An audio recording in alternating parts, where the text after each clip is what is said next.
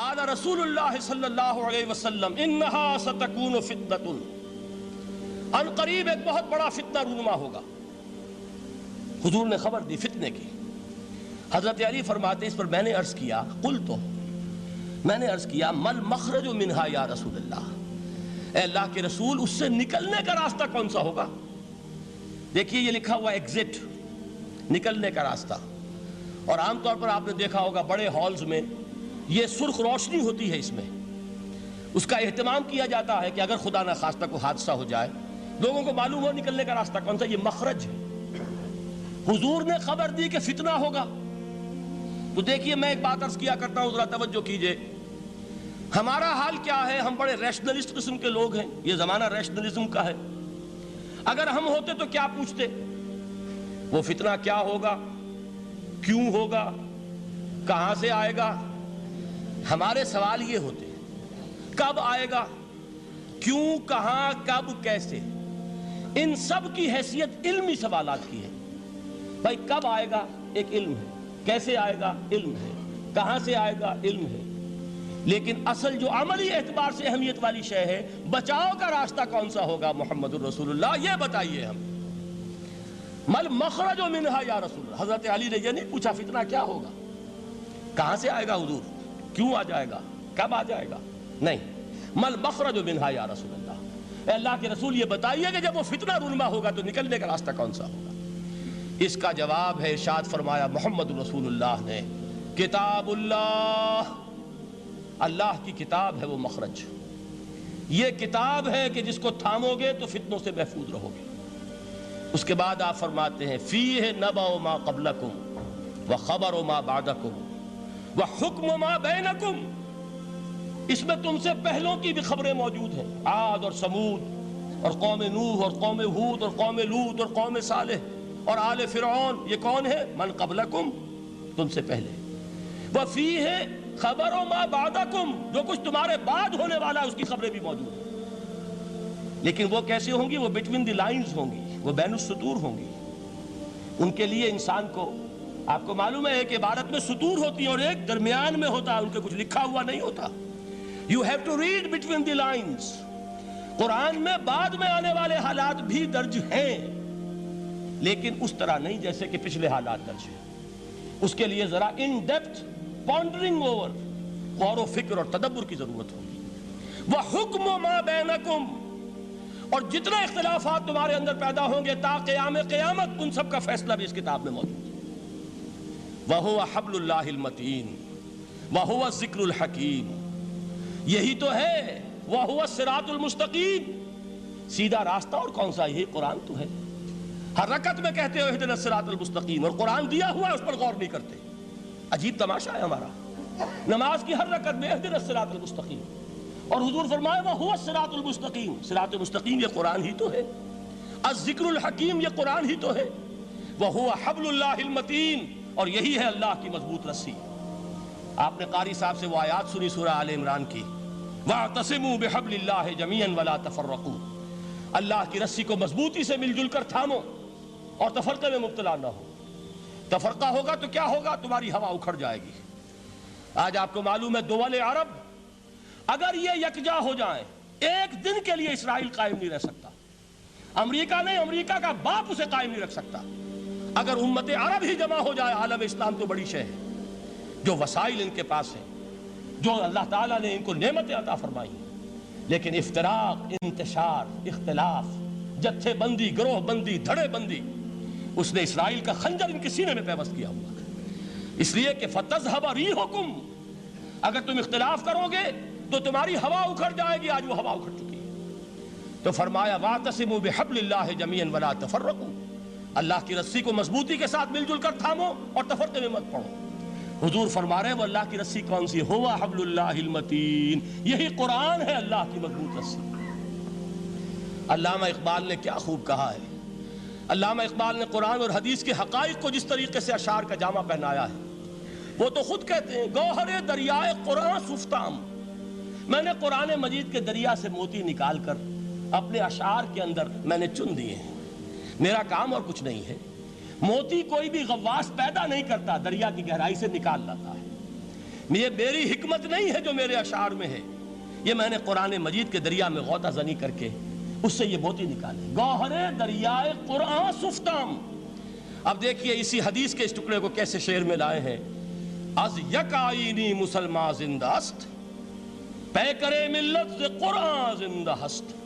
مسلمان کی زندگی تو ایک آئین کے بدولت ہے، یہ آئین قرآن، جو کہا تھا کبھی قائد اعظم مرحوم نے جب پوچھا گیا تھا کہ آپ کے پاکستان کا دستور کیا ہوگا، کیا فرمایا تھا یاد کیجئے کہ ہمیں کسی نئے دستور کی ضرورت نہیں، ہمارا دستور 1400 برس پہلے طے ہو چکا ہے۔ یہ ہماری بدقسمتی ہے جو کچھ کہا تھا قائد اعظم نے کہ God has given us a golden opportunity to prove our worth as architects of a new state, and let it not be said that we didn't prove equal to the task۔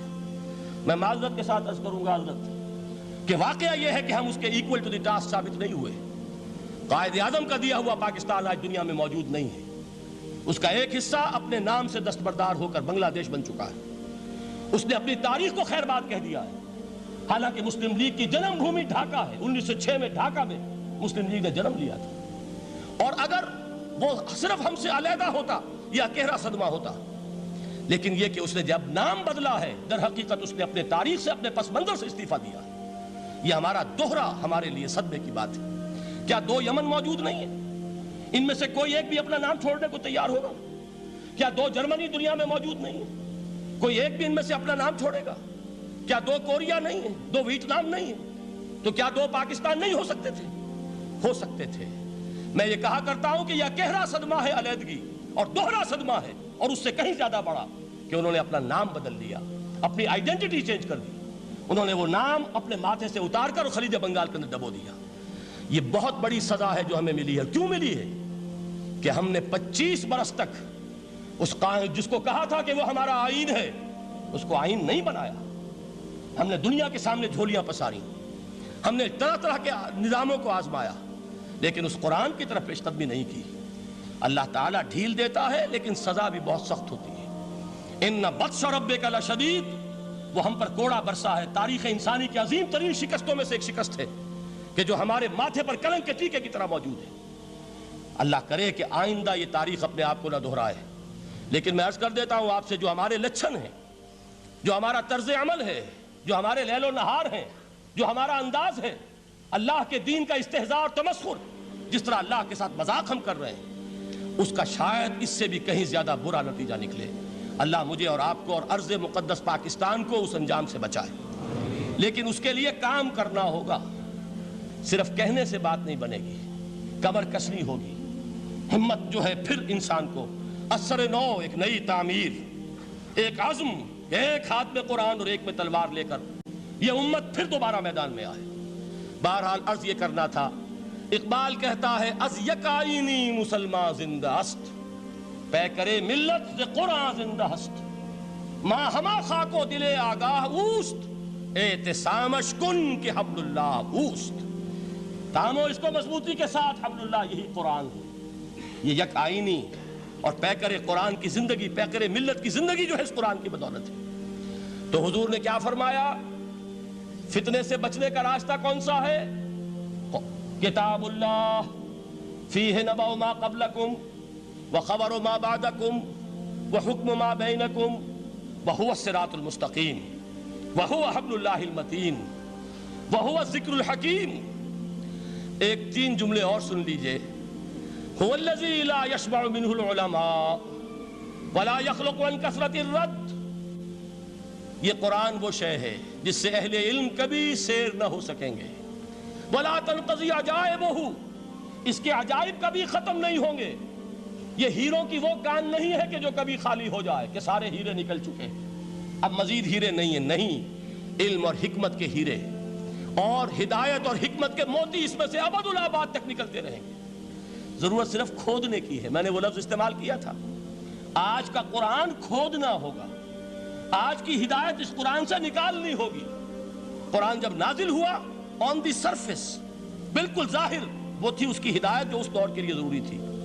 ہمیشہ کی ہدایت اس کے اندر رکھ دی گئی ہے، اس میں مضمر ہے، اس میں چھپی ہوئی ہے، اس کے لیے تدبر کی ضرورت ہے۔ کتاب انزلناہ الیک مبارک لِيَدَّبَّرُوا آیَاتِهِ وَلِيَتَذَكَّرَ أُولُو الْأَلْبَابِ، لوگ تدبر کریں، اس کی گہرائیوں کے اندر غوطہ زنی کریں۔ لا تنقضی عجائبہ، اس کے عجائب کبھی ختم نہیں ہوں گے۔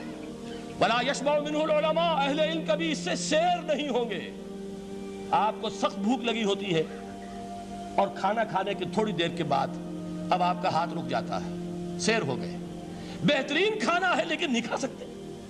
اگر عام حالات میں وہ آتا تو کبھی نہ چھوڑتے، لیکن اب وہ آپ کا میزبان کہہ رہا کچھ اور لیجئے، تناول فرمائیے ذرا یہ بھائی نہیں میں اب بھر چکا، یہ آپ کہتے ہیں کہ نہیں؟